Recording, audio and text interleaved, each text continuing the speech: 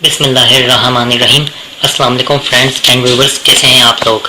میں ہوں آپ کا دوست، آپ کا ہوسٹ محمد وجاہت خان، اور جیسا کہ آپ لوگ جانتے ہیں کہ میں یوٹیوب اور فیس بک کے لیے ویڈیوز بناتا ہوں اور شیئر کرتا ہوں تاکہ نیو کمرز کو باہر کے ممالک میں آنے جانے اور وہاں پر زندگی گزارنے کی معلومات فراہم کر سکوں اور انہیں کوئی دقت محسوس نہ ہو۔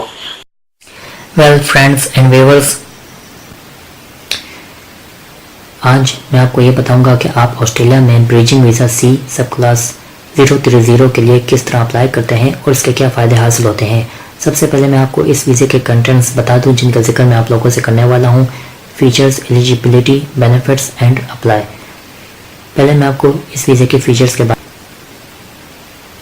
یہ ویزا اجازت دیتا ہے کہ جب تک آپ کا نیا سبسٹینٹیو ویزا نہیں آ جاتا ہے اس وقت تک آپ آسٹریلیا میں رہ سکتے ہیں۔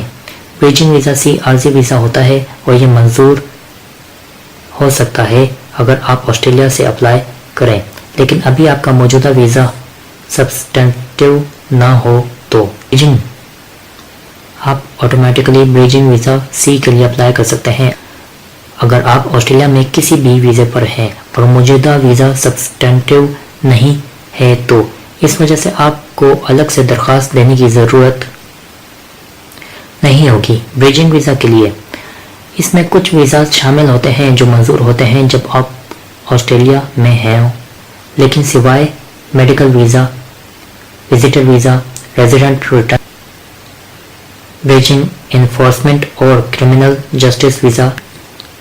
اب میں اس کی ایلیجیبلٹی کے بارے میں بتاتا ہوں۔ جب تک آپ آسٹریلیا میں ہیں آپ کا سبسٹینٹیو ویزا منظور ہو سکتا ہے۔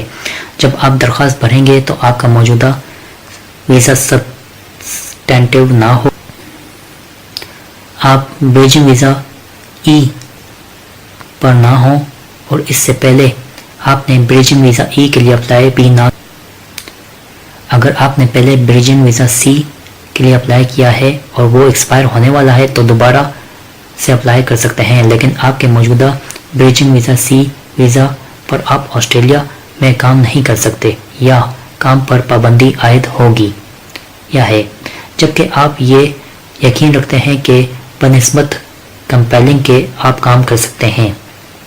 ایمبیسیز آپ سے فائنینشیل ہارڈشپ کا ثبوت مانگے گی۔ آپ جوڈیشل ریویو کے لیے بھی اپلائی کر سکتے ہیں، بعد میں میرٹ ریویو ٹرائبونل کے جو نفی میں فیصلہ کرے گی، لیکن جوڈیشل ریویو کے دوران آپ کو ضرورت ہوگی کہ آپ الگ سے بریجنگ ویزا کے لیے درخواست جمع کروائیں۔ اب میں آپ کو اس ویزے کے بینیفٹس کے بارے میں بتاتا ہوں۔ جب تک سبسٹینٹیو ویزا کا جواب نہیں آ جاتا اس وقت تک آپ آسٹریلیا میں قانونی طور پر رہ سکتے ہیں۔ بریجنگ ویزا سی کی تمام شرائط پر کمپلائی کرتے ہوں جب وہ افیکٹ کرے۔ بریجنگ ویزا سی میں آپ کو کہ آپ آسٹریلیا چھوڑ کر واپس آسٹریلیا آ سکیں اور واپس نہیں آ پائیں گے۔ بریجنگ ویزا سی کے ذریعے کام کر سکتے ہیں آسٹریلیا میں اور باہر کا بھی سفر کر سکتے ہیں۔ اب میں آپ کو اپلائی کے بارے میں بتاتا ہوں۔ آپ ایمی اکاؤنٹ کے ذریعے اپلائی کر سکتے ہیں آن لائن۔